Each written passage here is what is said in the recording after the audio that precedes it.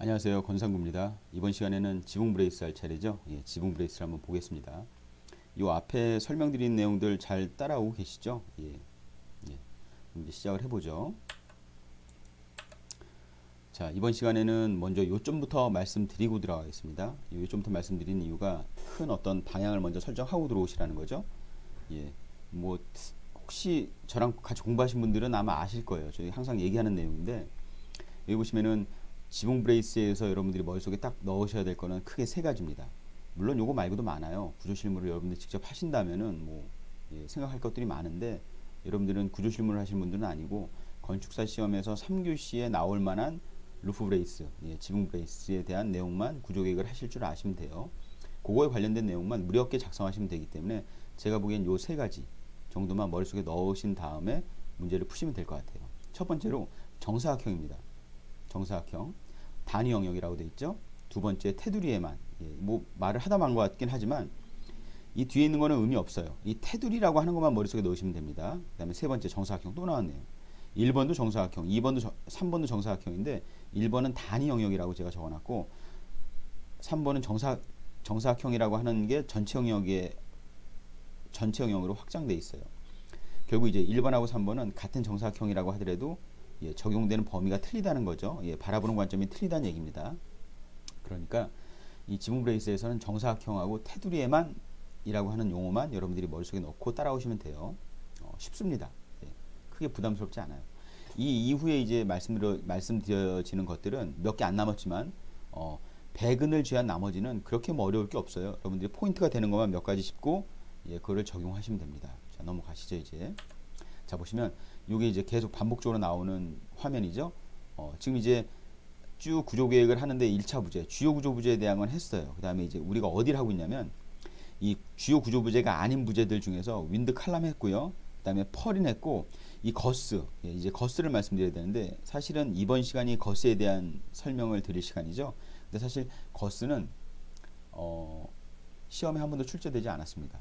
그리고 거스까지 가기에는 거스를 만약에 구조 계획을 하라고 하면 너무 디테일한 것까지 구조 계획을 하게 돼요. 그래서 아직 시험 문제 출제가 안 된 것 같고 흐름상으로는 펄인 다음에 거스를 설명드리는 게 맞을 것 같아요. 꼭 이 순서가 중요하진 않지만 하지만 이 거스는 일단은 제가 설명드려야 될 항목에는 넣어드렸지만 설명은 생략하겠습니다. 이 이후에도 혹시나 이 이후에 이제 2019년도나 2020년도나 이 이후에 이제 거스에 대한 문제가 나오면 여러분들이 한번 공부를 해보실 필요는 있지만 이 거스라고 하는 게 기출되기 전까지는 거스까지 여러분들이 신경 쓰실 일은 없을 것 같아요. 물론 학원 문제에서는 이 거스에 대한 게 다뤄질 수도 있습니다.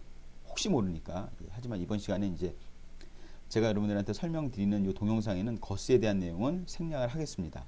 자, 거스 다음에 어디로 가죠? 지붕 브레이스, 루프 브레이스. 루프 브레이스의 약자 RB라고도 보통 씁니다. 여기 나와 있는 요 색깔, 파란색을 띠고 있는 요 색깔이 주로 어떤 구조에 적용되는 거라고요? 철골 관련 부재이기 때문에 그 중에서도 경량 철골 부재. 타입은 몇 번 타입이죠? 세 번째 타입이죠. 갑자기 제가 타입을 말씀드리니까 타입이 있었어. 그렇지만 별다른 건 아니고요. 첫 번째가 RC 구조. 근데 RC 라멘 구조. 두 번째가 RC 전담벽 구조. 이 RC 전담벽 구조는 작년에 출제됐기 때문에 추가된 겁니다. 세 번째가 뭐라고요? 일반 철골 구조. 네 번째가 경량 철골 구조. 네 번째군요. 제가 잘못 말씀드렸습니다. 철골 구조 관련된 아이템 중에 경량 철골 구조에 해당되는 여러분들이 경량 철골 구조가 나왔을 때 구조 계획을 하셔야 되는 아이템이 지붕 브레이스예요. 루프 브레이스. 자, 이제 설명을 드리죠. 자, 여러분들 가만히 보시면 다시 한번 복습을 합니다. 자, 철근 콘크리트 구조하고 일반 철골 구조는 경량 철골 구조하고 어떻게 구분된다고요? 그렇죠. RC 슬래브가 있느냐 없느냐의 차이예요. 이 철근 콘크리트 구조나 일반 철골 구조는 RC 슬래브가 있습니다. 일반 철골 구조에 RC 슬래브가 있나요? 있죠. 그걸 뭐라고 했습니까? 데크 슬래브. 무조건 일방향 슬래브인 데크 슬래브가 있다고 그랬어요. 여러분들 데크 슬래브는 그냥 명칭이고요. 데크 슬래브의 본질은 그냥 RC 슬래브입니다. 콘크리트 타설하죠. 근데 그거에 반해서 경량 철골 구조에는 RC 슬래브가 없습니다. RC 슬래브가 없어요. 근데 이 RC 슬래브를 대용하는 부재는 있습니다. 그게 뭐라고 그랬죠? 펄인이죠. 펄인. 어쨌건 이렇게 크게 구분하자면 RC 슬래브가 있는 구조, 무슨 구조라고요? 철골 콘크리트 구조하고 일반 철골 구조. IC 슬래브가 없는 구조, 경량철골 구조. 그렇다면 자, 여기서 IC 슬래브가 있는 경우, IC 슬래브가 없는 경우 횡력에는 어떤 게 더 유리하다고요? 그렇죠. 횡력에는 IC 슬래브가 있는 경우가 더 유리합니다. 이걸 설명드리자면 굉장히 복잡한 구조적인 이론으로 들어가야 돼요. 일단 여러분들은 그것까지 신경 쓰실 필요는 없습니다. 여러분들이 보시는 시험에는. 그렇기 때문에 IC 슬래브가 있으면 뭐 하중도 늘어나고 여러 가지 안 좋은 점도 있지만 횡력에는 유리합니다. 근데 경량철골 구조는 IC 슬래브가 없기 때문에 펄인이 있다면서요? 펄인이 있긴 하지만 그 펄인이라고 하는 게 IC 슬래브가 하는 역할을 100% 완전히 보완하지 못합니다. 약간의 효과는 있어요. 펄인이라고 하는 것. 하지만 펄인도 무슨 부재입니까? 주요 구조 부재가 아니기 때문에 그 IC 슬래브가 하는 역할을 해주는 정도의 어떤 기능적인 제한이 있는 겁니다. 그래서 100% 만족스럽게 IC 슬래브가 횡력에 유리하게 작용하는 그런 기능을 하지는 못해요. 그래서 추가로 펄인이 있지만 펄인에다가 추가 기능을 하기 위해서 어떤 기능에 대해서 횡력의 구조적으로 불리한 거를 보완해 주기 위해서 루프 브레이스라고 하는 걸 적용하는 겁니다. 이해되시죠? 그냥 한번 머리 끄덕끄덕 거리신 다음에 넘어가시면 돼요. 어쨌건 이 루프 브레이스라고 하는 거는 어디에 주로 적용되는 거라고요? IC 슬래브가 없는 경량철골 구조에 주로 적용된다라고 하는 거. 그러니까 여러분들은 루프 브레이스를 계획할 일은 경량철골 구조가 나와야 출제가 돼야 하는 겁니다. 그렇죠? 그러니까 범위가 굉장히 줄어들죠. 보시면 자, 앞에서도 반복적이기 때문에 제가 바로 이쪽으로 왔습니다. 경량철골 구조가 2009년도 이후로 최근까지 출제된 횟수는 2번입니다. 그 중에서도 본격적으로 경량철골 구조에서 디테일하게 물어본 연도는 2014년도고요. 2017년도는 사실 루프 브레이스에 대한 얘기도 없었어요. 문제를 저번 시간에 설명을 드렸지만 경량철골 구조지만 루프 브레이스를 어떻게 하라 이런 어떤 조건도 없었습니다. 그래서 좀 애매한 문제였어요. 제가 보기에는 2017년도 문제는 RC 문제하고 경량철골 문제 두 문제가 나왔지만 메인은 어디라고요? 여기였던 것 같아요. RC 문제. 특히 백은들 결정하는 거. 그렇죠? 그래서 여러분들이 경량철골 구조를 공부하신다고 하면 2014년도가 원형입니다. 2014년도 문제를 파셔야 돼요. 2014년도 문제에 여러 가지 하라고 하는 아이템들이 많고 제가 지금 경량철골 구조 관련해 가지고 여러분한테 설명드리는 아이템들이 전부 다 어디에 포커스가 맞춰져 있는 거냐면 2014년도 문제에 출제된 내용들을 가지고 설명을 드리는 겁니다. 여기 보시면 이 X로 표현되어 있는 거, 이게 루프 브레이스죠?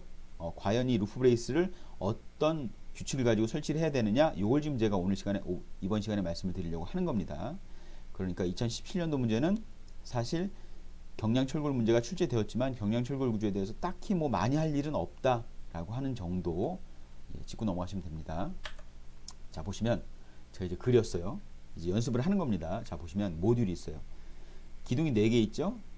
그 다음에 기둥 간격은 7.5m. 그 다음에 경관은 15m죠? 7.5, 7.5니까. 그래서 이 중간에 뭐가 있습니까?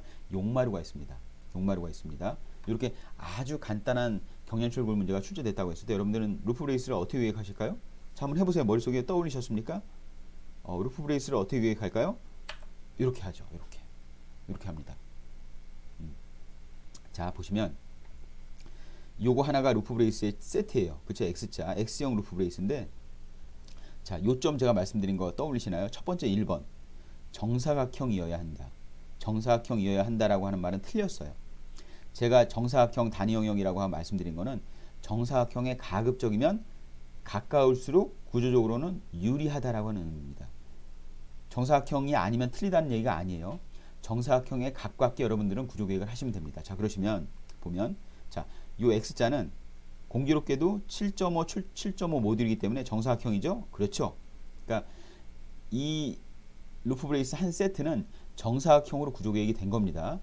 자, 여러분들 혹시나 나는 여기서부터 이렇게 요 반만 X 브레이스로 루프 브레이스를 계획할 거야. 그럼 이제 그렇게 계획하시는 분들은 2개가 들어가겠죠? 이렇게 2개가 들어가는데 형태가 어떻습니까? 그렇죠.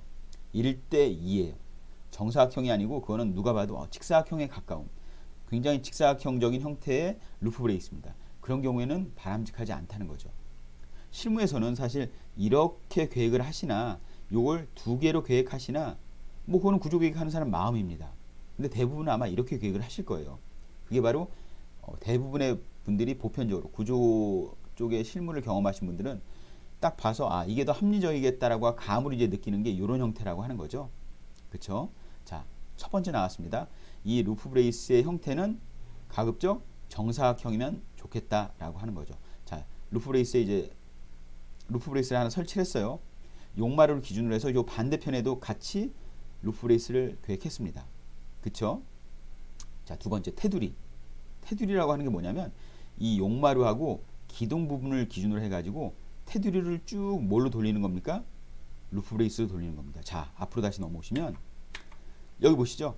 보이시면은 루프 브레이스가 어디에만 설치되어 있어요? 테두리에만 설치되어 있죠? 이 중간에 설치되어 있나요? 설치되어 있지 않습니다. 그쵸? 루프 브레이스는 굳이 지붕면 전바닥에 설치하실 필요는 없어요. 어디에만 설치하시면 됩니까? 테두리에만 설치하시면 돼요. 이게 두 번째 포인트입니다. 자, 다시 돌아와서 루프 브레이스를 계획하실 때 형태는 뭐에 가까우면 좋겠다? 정사각형에 가까우면 좋겠다. 혹시 나는 이게 더 좋아 보여 하실 수 있지만 뭐에 가깝기 때문에 직사각형이기 때문에 정사각형보다는 구조적으로 효율적으로 기능을 하지 못한다라고 하는 단점이 있어요. 그래서 1번 정사각형, 요 단위 면적이라고 하는 거는 요 루프 브레이스 하나가 설치되는 요 영역을 단위 영역이라고 하는 겁니다. 자, 정사각형 계획됐고요. 그 다음에 테두리로 돌리려고 봤더니 이 모듈은 테두리고 말고가 없어요. 테두리 하나, 테두리 두 개입니다. 전바닥이 그냥 다 테두리인 거예요. 그렇죠? 그러니까 전바닥에다 엑스 브레이스를 설치했고요. 이해되시죠? 자, 다음 이제 요 모듈을 연장합니다.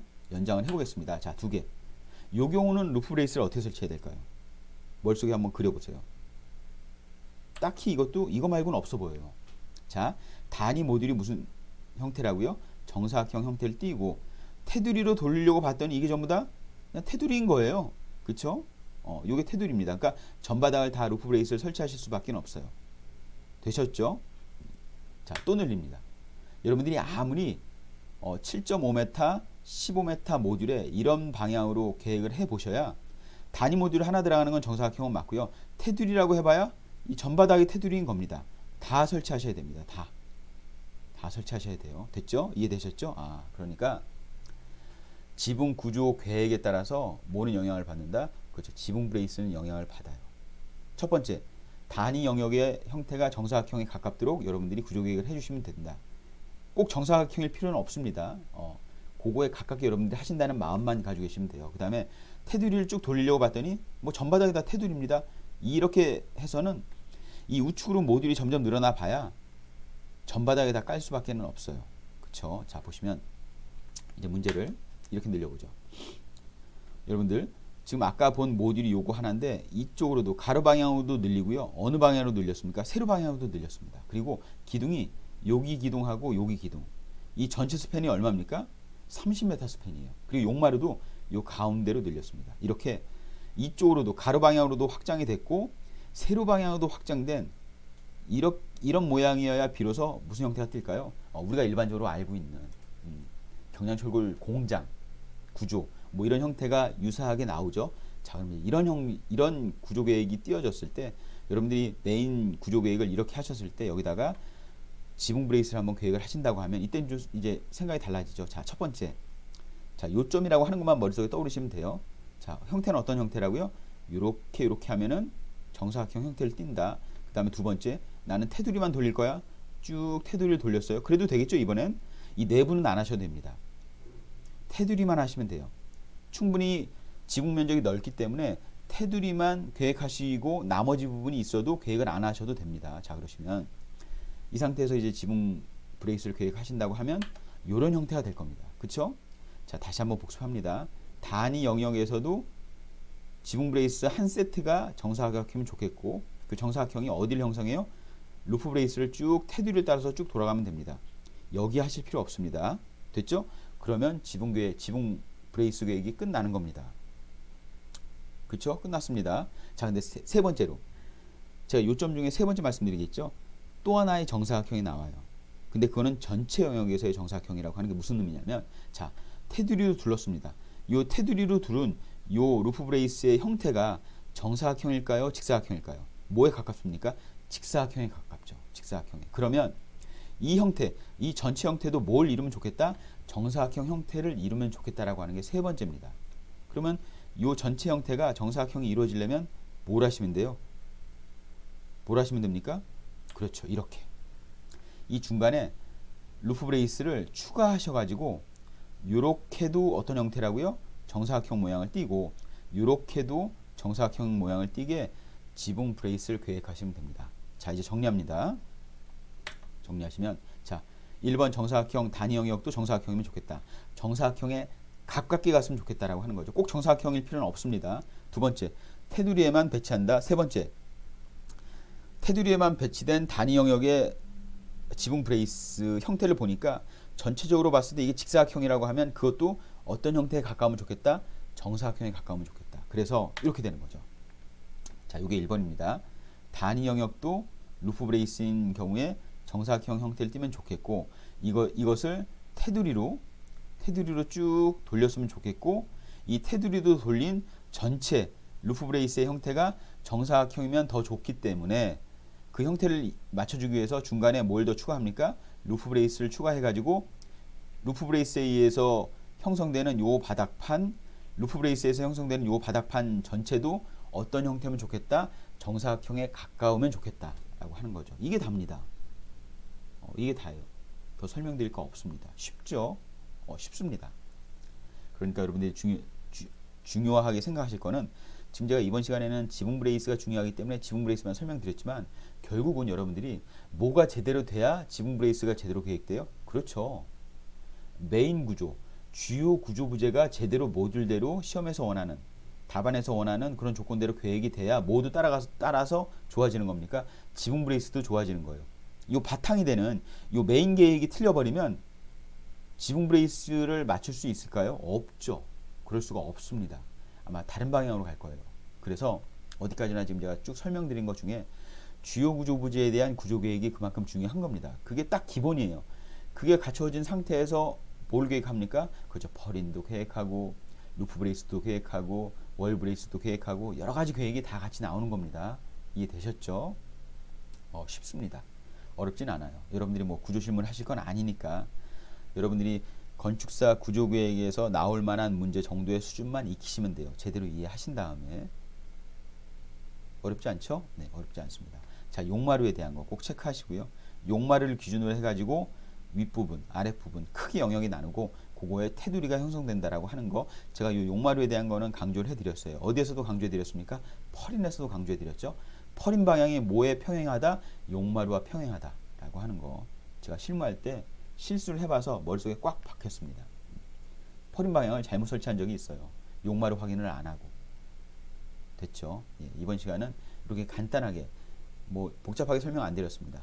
요점 세 가지만 여러분들이 머릿속에 놓고 루프 브레이스를 계획하신다고 생각하시면 됩니다. 네, 이렇게 이번 시간에는 지붕 브레이스에 대한 설명을 마치겠습니다. 감사합니다.